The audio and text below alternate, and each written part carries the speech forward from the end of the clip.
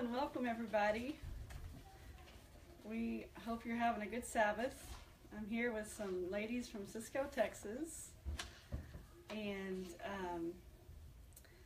praise Yahweh, the internet's working today. So if we have any problems, just send a comment and Carrie will, she's our tech today. She's going to take care of everything. No pressure, right? Let's see. First, before we start, let's say a prayer.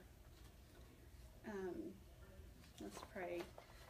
Dear Heavenly Father Yahweh, thank you for this day and thank you for your Sabbath and this time to get together and be encouraged in your word.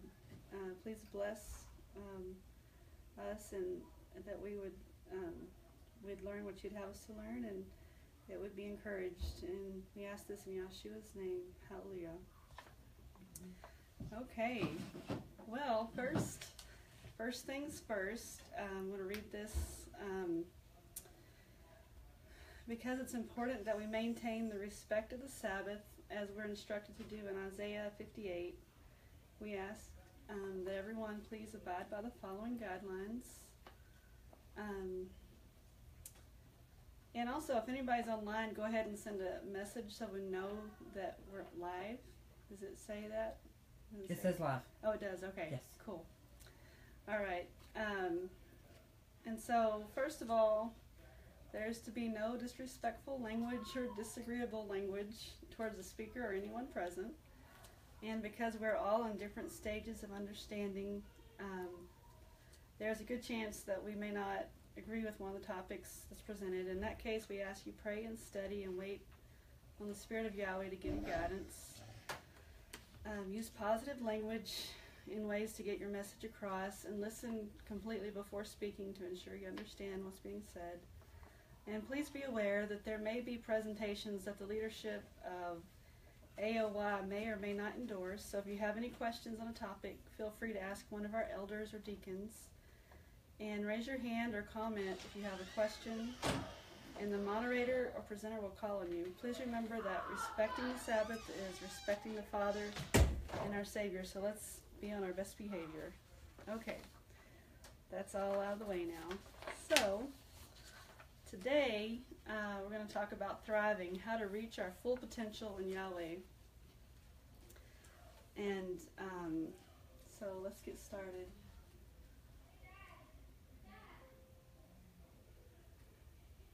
The value of having women in society who are thriving in their relationship with Yeshua can change the world. And if that can change the world, imagine how it would be in the assemblies. We can really, as women, we have a lot of influence and a lot of, impact. And just imagine if we're at our best, how much we can do. So we really need to, I don't know, sometimes I get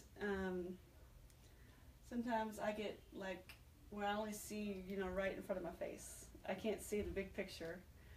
And so what's helped me a lot is to, try to see the big picture or pray that Yahweh shows me the bigger picture, because I get bogged down in the little details. And I feel like that slows me down from reaching my full potential. It's so easy to get focused on something so little and minute that it stops us from everything else. So it's kind of like a panoramic. We need a panoramic view instead of a narrow view on that. And let's see, this pointer is. Oh, you keep on that. So, the definition of thrive, it's a verb, to grow or develop well or vigorously, to prosper and flourish. Sounds good, huh? I think it's also the name of a pretty awesome youth group too, right? We have some, which is awesome name. Okay, and this is the opposite of thrive, is to decline and wither. And so that's pretty straightforward. We don't want that. So, we have to choose one. You do one or the other. We don't really have anything in the middle. So I think that's a pretty easy choice. But I like this quote from Nick Vujicic. I don't know how to say his last name, but he's a pretty good speaker. You'll never see your full potential until you seek your full potential. It reminds me of that verse, to seek Yahweh while he may be found. While we have the opportunity, we should seek out what Yahweh has created us for, the purpose that he has made us for, because it's so much bigger. Even when he gives us glimpses, it's still, there's more to it, because it's unfolding. And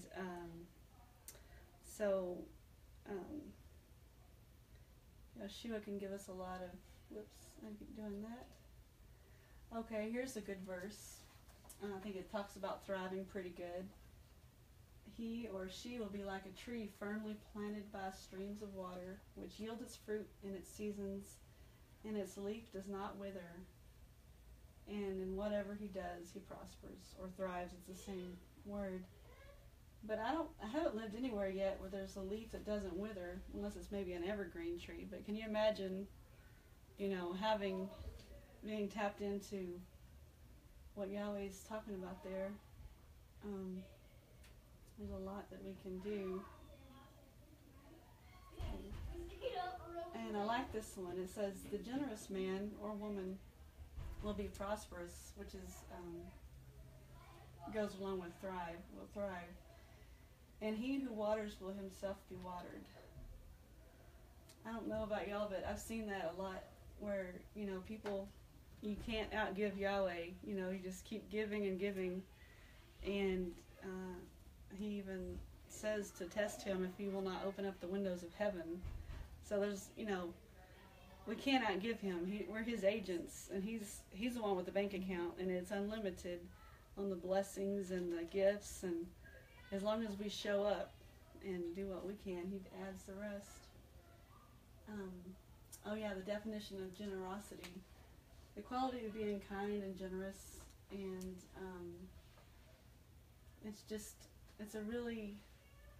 it kind of, in the natural, it doesn't make sense. You give more away, you do more acts of service, or you do, whatever your gifts are. The more you give, sometimes you might have friends who are like, are you crazy? You're going to run out of this, you're going to run out of that. Why are you doing this? But really, the more you use a muscle, the stronger it gets. And that's more of a spiritual thing, because you just can't, then there's the other side where if someone's stingy, usually I don't know very many stingy people, but they tend to be they don't do as well. That's kind of a principle thing. I think it has to do with prospering or not, but or thriving. So that's a little offshoot of that. So here's some other things that Yahweh wants us to thrive. So he says, so keep the words of this covenant to do them, that you may prosper and thrive in all that you do. For prosper, which is thrive. So there's a lot of things in the Bible that talk about what we can do to thrive, and he really wants us to. That's something too that's is knowing that's what he wants for us, because there's been times in my life where I'm thinking, is this all there is? And is something bad going to happen to me? Or just that negative thinking, you get stuck in that. And but the truth is, he's like a parent who just can't wait to bless us with everything. We just need to be at a certain stage for each level that we go. So it's pretty awesome. And he wants us to thrive more than we do. In order to live up to our full potential, we need to learn to recognize potential. That's kind of like like this. It's like what you see depends on how you view the world. To most people, this is just dirt, but to a farmer, it's potential.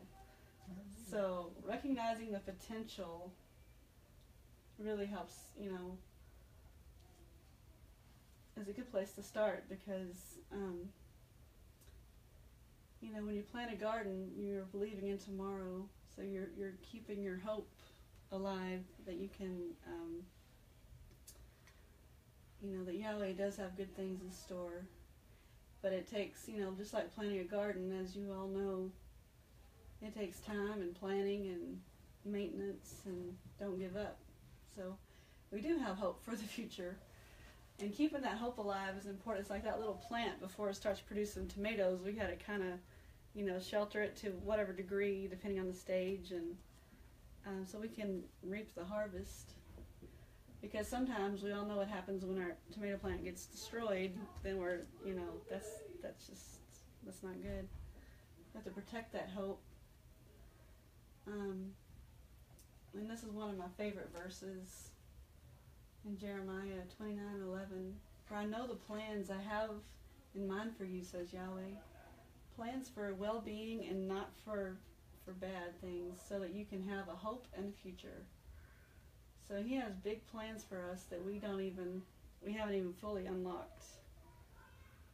And I like quotes a lot, can you tell? Winston Churchill's is a good one. And it gives me hope for me, because it says, continuous effort, not strength or intelligence, is the key to unlocking our full potential. You just keep on trying. I heard somebody say, you haven't failed unless you quit trying. So don't give up. You know, when you're climbing a mountain, you're gonna get there. It's just you just got to keep going, one foot in front of the other, which is hard for me, because that's a challenge that I'm working on in my life. But keep going. Yeah, only in lifting others up shall we rise. I think that is pretty cool.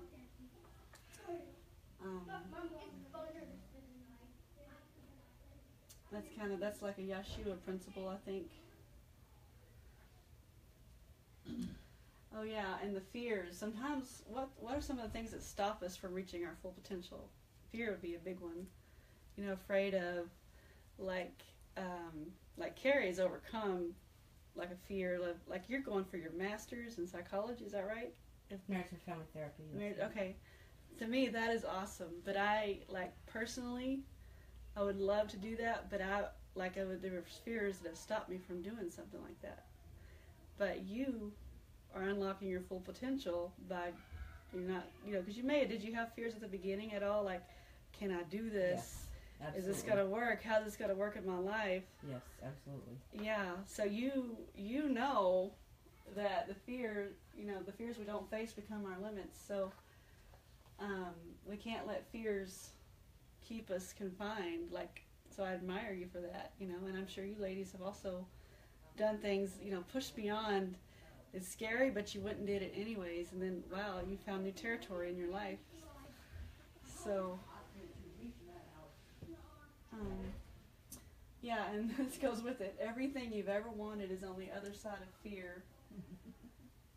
That doesn't sound fair, but that's, you know, how it is, you know. Usually you have to go through something, but once you get on the other side, you're like, oh, it's so worth it, you know, like, I don't know, even, you know, childbirth, I'll go back to that. I think we've all done that here, but it's kind of scary, but it's always worth it at the end. But right before you have the baby, you're thinking, oh no, I don't think I can do this. I changed my mind.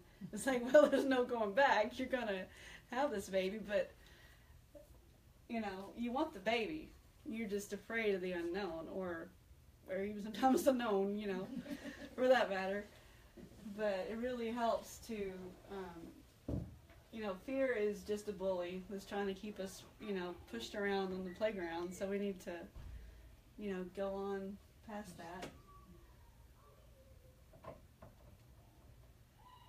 And your greatness is not what you have, it's what you give. And I guess, once again, Yeshua is a perfect example of that. You know, he gave it all for us. And what did he say? The greatest of all has to be the servant of all. You know, that's what leadership is servantship, really, you know.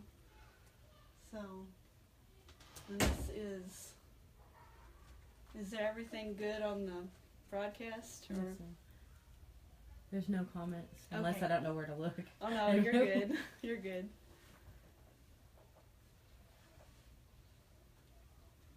Oh yeah. Yeah, don't give up. Great things take time. You know, just like the garden or having a baby, that takes a long time from start to finish because you don't ever actually finish, in my opinion.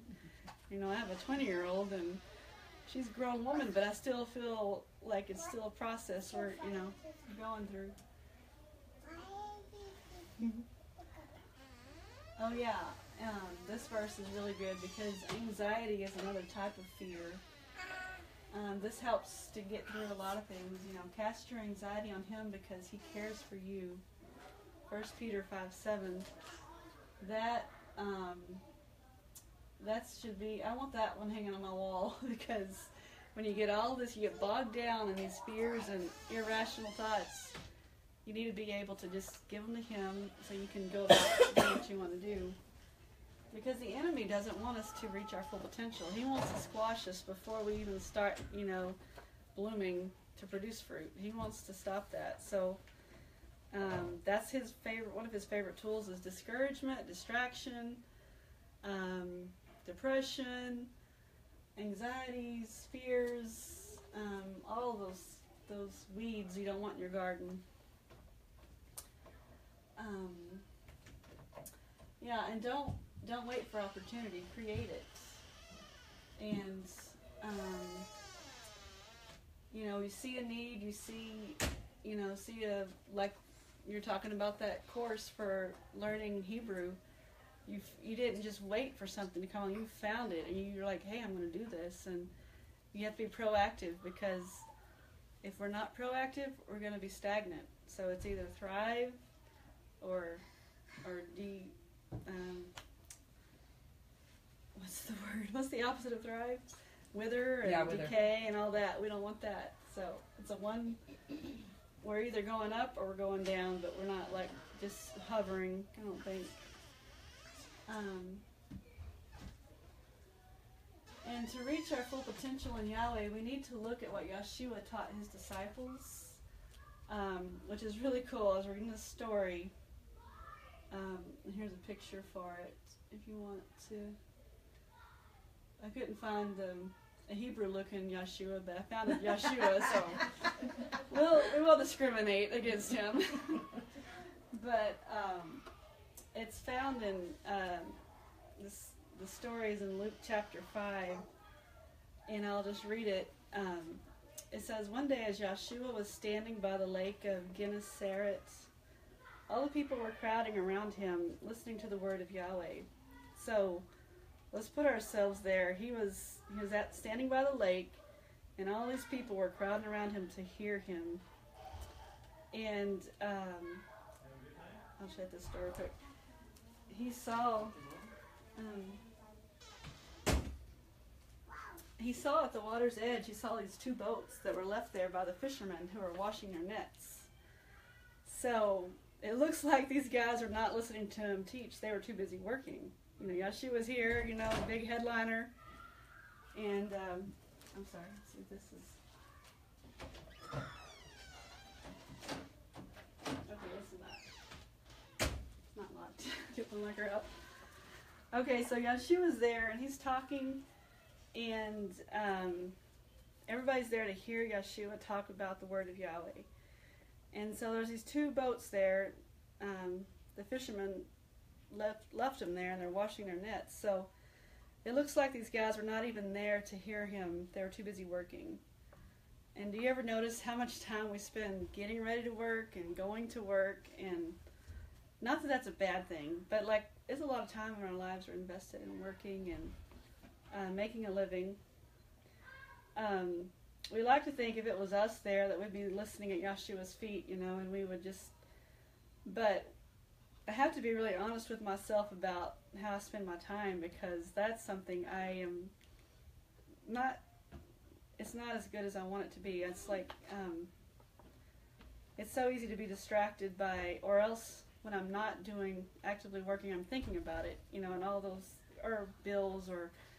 things that are bothering me when I'm trying to sleep. It's like, okay, this is not productive, But I feel like it's important to think about it, but ultimately I just need to say, okay, this is the time for this, and this is the time for don't let it take over my life. So we'll go back to the story. Yeshua's there talking, and he sees the boats. So he got into one of the boats, the one belonging to Simon Peter.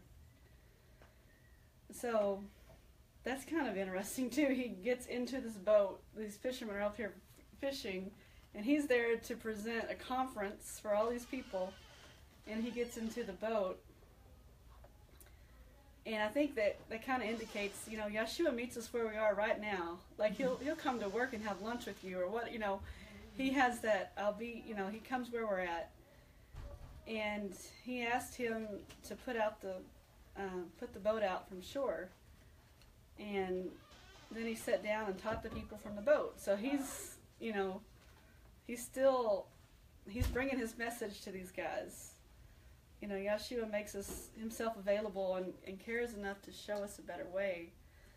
So when he had finished speaking, he said to Simon, he said, "Put out into deep water and let the nets down for a catch." And Simon answered, "Master, we've worked hard all night and haven't caught anything." So their way wasn't working. So they were working hard, though. They were trying to do good, and they were working hard. But the way they were going about their life, it wasn't working. And he said, "But because you say so, I'll let down the nets." So he obeyed in faith, and he was blessed for it. But how many times do we feel resistant to what Yeshua asked us to do? Just only to realize that there are like blessings and breakthroughs that we missed out on because it was a simple thing, but we're like, we've been doing it our way for a while, and you just don't know, it's just not going to work. But then you do what he says, and you get this breakthrough, and you're like, oh, you step on the other side of fear, and probably exhaustion and everything else. So when they had done so, they caught such a large number of fish that their nets began to break. So I would call that full potential. Their nets were reaching full potential because they were starting to break. They were so full of fish. So in a metaphor, the fish represent like what he wants us to have, the gifts and the mission that he calls each and every one of us to have. So it was such a huge catch that they signaled their partners in the other boat to come help them. And they came and they filled the boat so full that they began to sink. So Yeshua's way brings success for it and makes us thrive. And when Simon Peter saw this, and see, I didn't look at the disciples this way. Like, I didn't realize, like, I thought they were always, like, right there with their Bibles, sitting there listening to Yeshua all the time. So this side of them, I didn't really pay attention. Hey guys, we're having a Bible study right now, so y'all can come back in a little bit.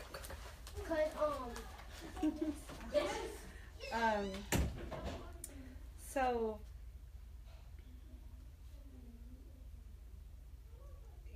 when so his response kind of shocked me. I was like, what? Here at verse 8 it says, when Simon Peter saw this, he fell at Yeshua's knees. And he said, "Go away from me, Master. I'm a sinful man." I can't, you're too good. I can't be in your presence. And I think it's because Simon didn't consider himself good or holy person worthy of Yeshua. And you'll notice that Simon didn't consider himself worthy because of his past. And, I think that's a problem that a lot of us deal with, because our past is what Yeshua forgives, and that's one more thing that's trying to hold us back from our future with Yahweh and our mission. Those are like anchors that need to be cut loose, because Yeshua took care of all that. And even the disciple who wasn't a disciple yet was he didn't consider him worthy because of his past, but he had to move past that to be able to thrive with Yeshua. Because if we're not able to move past our mistakes, we won't be able to thrive with Yeshua. And the enemy uses several ways to keep us from moving forward. in another instance, Yeshua even told Simon Peter to get behind me, Satan, not because he was calling him Satan, but because Peter was enticing him away from his purpose. So our purpose and our full potential are the same thing. And so we can't let our past keep us from our full purpose or potential. And then at the end here of the story, it says, for he and all his companions were astonished at the catch of fish they had taken, and so were James and John, the sons of Zebedee, Simon's partners. Then Yeshua said to Simon, "Don't be afraid. From now on you will fish for people." So they pulled their boats up on shore and left everything and followed him. So that's pretty amazing right there. They went from being there because they were working hard-working men, trying to make a living. They were so busy they didn't even go see the celebrity who was speaking, the prophet, the man of Yahweh. And then then Yeshua went right to them. To me, that's so his the way he is. He's not too good for us. He just comes right to us. And it turns out, even though we're like, oh no, somebody else is better for that position or better for this, but he comes to us and he wants us, each one of us. He doesn't say, "Oh, I don't need y'all over there." No, he doesn't do that. He created us for individual purpose and a collective purpose. And so, I feel like this is kind of what he's saying to us too. And he was talking to Simon, but when he said, "Don't be afraid. From now on, you will fish for people." So from now on, you're on his time. You're on his mission. And I left my little. So I had not thought about these guys as being just regular guys, because all of the stories you read about the apostles, they're in prison for Yeshua. They're writing books in the Bible, and all this awesome stuff. They're praying for people, all these amazing things. But they didn't start out. They weren't any different than you and I. And the thing about them that helped them is they followed, they did it, and they went past the fear, because I'm sure they still had families to feed, they still had bills to pay, but they got through that. And I just thought, I don't know, I just really liked that story, and I hadn't seen it that way before. And so we're pretty close to the end now, and I like this verse too. I don't know if you can read it. It says, "When you go through deep waters, I will be with you." Isaiah 43:2.